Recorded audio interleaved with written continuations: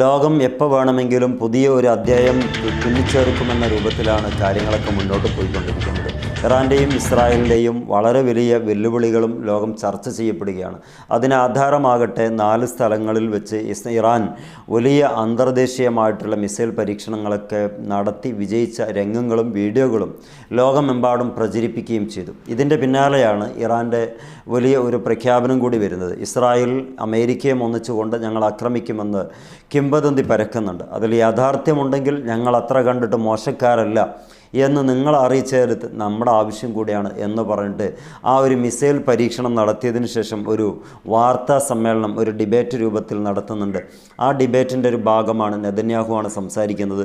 നെതന്യാഹുവായിട്ട് ബന്ധപ്പെട്ട സംസാരത്തിൽ നിന്ന് മനസ്സിലാക്കേണ്ടത്, ഇറാനെ സംബന്ധിച്ചിടത്തോളം ഇറാൻ്റെ കാര്യമാണ് കൂടുതലായിട്ട് ചർച്ച ചെയ്യുന്നത്. തൻ്റെ രാജ്യത്തെക്കുറിച്ചോ അല്ലെങ്കിൽ അവിടെയുള്ള പ്രശ്നങ്ങളെക്കുറിച്ചോ അല്ല. ഇറാൻ എന്ന് പറയുന്ന രാജ്യം നമ്മൾ കഴിഞ്ഞ പ്രാവശ്യം യുദ്ധത്തിൽ തകർത്ത് കളഞ്ഞ മേഖലകളൊക്കെ ക്രമീകരിക്കുകയും അവിടെ ആവശ്യമായിട്ടുള്ള വിന്യാസം നടത്തുകയും ചെയ്തിരിക്കുന്നു.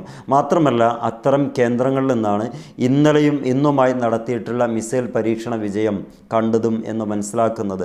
ലോകത്ത് ഇനിയും ഒരു അസമാധാനത്തിൻ്റെ വിത്ത് ഇറാൻ പാകാൻ പോവുകയാണ് എന്ന ഒരു ഭാഷയിലാണ് ഈ ഇസ്രായേലി പ്രധാനമന്ത്രി നെതന്യാഹു പറയുന്നത്. പക്ഷേ അസമാധാനത്തിൻ്റെ വിത്ത് ആര് പാകുന്നു എന്ന് ചോദിച്ചാൽ ലോകത്തുള്ള ഏത് ചെറിയ കുട്ടിയും പറയും അത് ഡൊണാൾഡ് ട്രംപും നെതന്യാഹുമാണെന്നുള്ളതിൽ യാതൊരു തർക്കവുമില്ല. പക്ഷെ അവരെ സംബന്ധിച്ചിടത്തോളം അങ്ങനെ പറയാൻ കഴിയുള്ളൂ. വാദിയെ പ്രതിയാക്കി, ആടിനെ പട്ടിയാക്കി, പട്ടിയെ പേപ്പട്ടിയാക്കി അടിച്ചു കൊല്ലുന്ന രീതി പരമ്പരാഗതമായി 1947 മുതൽ ഇവർ കണ്ടിന്യൂ ചെയ്തുകൊണ്ടിരിക്കുന്ന ഒരു സ്ട്രാറ്റജിയാണ്. അതിലൊരു മാറ്റം ഇവർ കൊണ്ടുവരില്ല എന്നുള്ളത് ഉറപ്പാണ്.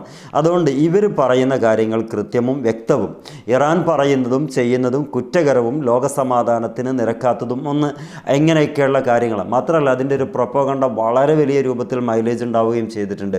അവസാനമായി ഇദ്ദേഹം പറയുന്നത് ഇത്തരം വിമാനങ്ങളും സർവീസുകളും കാണിച്ചുകൊണ്ട് ഞങ്ങൾ തകർത്ത് കളയും. ആരെ തകർത്ത് കളയും?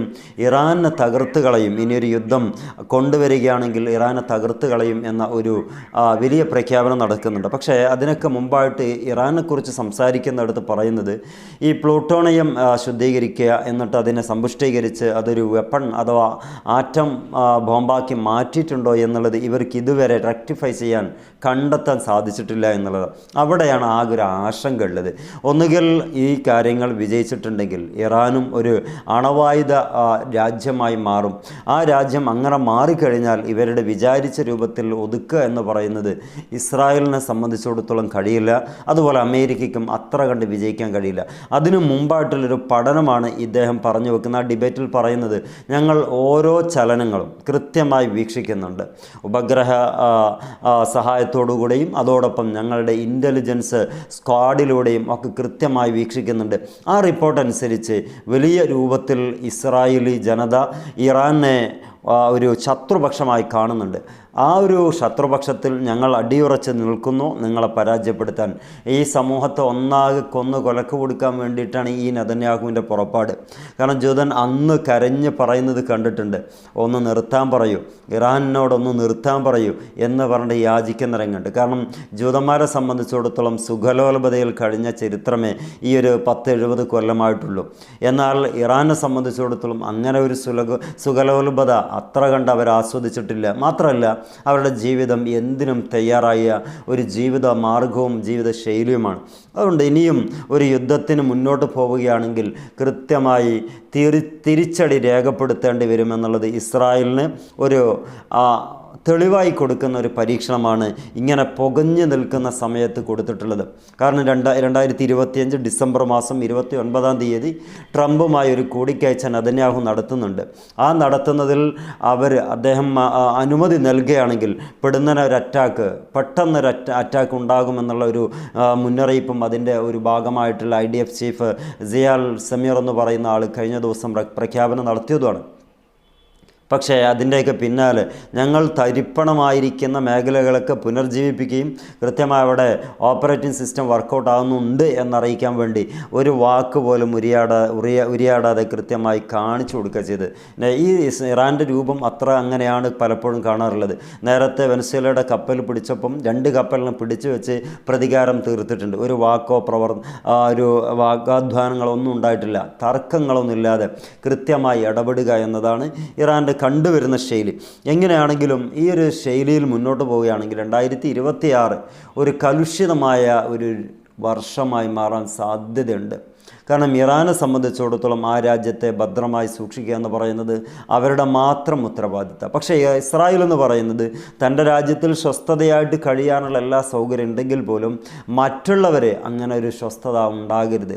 ആ സ്വസ്ഥത നശിപ്പിച്ചാൽ മാത്രമേ നമുക്കിവിടെ ഹീറോ പവർ ഉണ്ടാവുകയുള്ളൂ. ആ ഒരു നെഗറ്റീവിന് വേണ്ടിയിട്ട് ഓരോ കാര്യങ്ങളും ഓരോ ദിവസം ചെയ്തു തീർക്കുകയാണ്.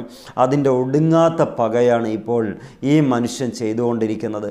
എന്താണെങ്കിലും ലോകത്ത് യുദ്ധം ഒരു സമാധാനം നൽകിയിട്ടില്ല എന്ന് മനസ്സിലാക്കുക. നെതന്യാഹു ഈ മിസൈൽ പരീക്ഷണത്തിൻ്റെ പിന്നാലെ വിളിച്ചു ചേർത്ത പ്രസ് മീറ്റിങ്ങിൽ പറയുന്നതും കൃത്യമായി ഒരു വാക്ക് വിട്ടുപോകാതെ പറഞ്ഞിട്ടുണ്ട്.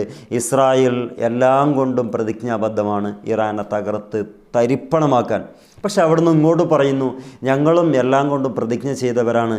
ഇറാനെ ഇങ്ങോട്ട് വന്ന് ആക്രമിച്ചാൽ ഉടനെ ഞങ്ങളും പ്രത്യാക്രമണം നടത്തും. അതിൽ യാതൊരു ശക്തിക്കും ഇടപെടാൻ കഴിയില്ല. അങ്ങനെ ഒരു ഇടപെടൽ നടക്കുകയാണെങ്കിൽ ആ ശക്തിയെയും അഥവാ ഖത്തറിനെയോ അല്ല സൗദിയെ ഉൾപ്പെടുത്തിയിട്ടായിരിക്കാം സംസാരിക്കുന്നത്. അതൊക്കെ അവർക്ക് അവരുടേതായ കാര്യങ്ങൾ അറിയുള്ളൂ. പക്ഷേ ഒരു കാര്യം, ലോകത്ത് ഇത്രമേൽ കണ്ടിട്ടില്ലാത്തൊരു ലോകം യുദ്ധം ഇവിടെ വരാനുണ്ട് എന്നുള്ളതാണ് ഈ ആളുകളൊക്കെയും കൈയടിച്ച് ആശ്ലേഷണം ചെയ്തിട്ട് സ്വാഗതം ചെയ്യുന്നത്. ഇറാൻ പേടിപ്പിക്കേണ്ട, ഞങ്ങൾ പേടിക്കില്ല എന്ന വീരവാദങ്ങളൊക്കെയാണ് പറഞ്ഞു വെക്കുന്നത്. ആ പറച്ചൽ എത്രത്തോളം ഉണ്ട് എന്നുള്ളതൊക്കെ നമ്മൾ കാത്തിരുന്ന് കാണേണ്ടി വരും. കാരണം അവരെ സംബന്ധിച്ചിടത്തോളം ഇറാൻ എന്ന് പറയുന്നത് എപ്പോഴും പേടി സ്വപ്നമാണ്. പ്രത്യേകിച്ച് 12 ദിവസത്തെ യുദ്ധം കഴിഞ്ഞതിന് ശേഷം ഇനിയും ഒരു വലിയൊരു പവറിലേക്ക് പോകുന്നത് ഇസ്രായേലിൻ്റെ ഉറക്കം കെടുത്തും. അമേരിക്കയുടെ എല്ലാ ലോക പോലീസ് എന്ന് പറയുന്ന ആ പട്ടം തകർന്ന് തരിപ്പണമായി താഴെ വീഴുകയും ചെയ്യും. അതിനൊക്കെ ഇല്ലായ്മ ചെയ്യാൻ വേണ്ടി ഒരു ആണവോർജ അല്ലെങ്കിൽ ആണവ ആയുധ ഒരു പവറിലേക്ക് ഇറാൻ വരുന്നത് മുമ്പായിട്ട് ഇവരെ നാമാവിശേഷമാക്കണമെന്ന് പലപ്പോഴും പറയുന്നുണ്ട്. പക്ഷേ ട്രംപ് അതിനനുസരിച്ച് അല്ലെങ്കിൽ അതിനൊരു സമ്മതം കൊടുക്കാത്തതുകൊണ്ട് പോയി കാല് പിടിച്ചിട്ടെങ്കിലും അതിനൊരു സമ്മതം വാങ്ങിക്കാനുള്ള അവസാന ശ്രമത്തിലാണ് ഇപ്പോൾ നെതന്യാഹു ട്രംപുമായിട്ടുള്ള ചർച്ച വരുന്നത് ഔദ്യോഗികമായിട്ട് റിപ്പോർട്ട് ചെയ്യുന്നത് 2025 ഈ മാസം ഡിസംബർ 29-ാം തീയതിയാണ്. അപ്പോൾ 2027-6 വരുമ്പം എന്തൊക്കെയാണ് നടക്കുക എന്നുള്ളത് നമ്മൾ കാലക്കൂട്ടി ആലോചിക്കുമ്പോൾ വളരെ ദയനീയമായിട്ടുള്ള ഒരു സ്ഥിതിവിശേഷത്തിലൂടെ ആയിരിക്കും ഈ ഒരു യുദ്ധങ്ങൾ ഉണ്ടായാൽ തന്നെ ലോകക്രമം മാറുക, ഈ ലോകക്രമം മുന്നോട്ട് പോവുക.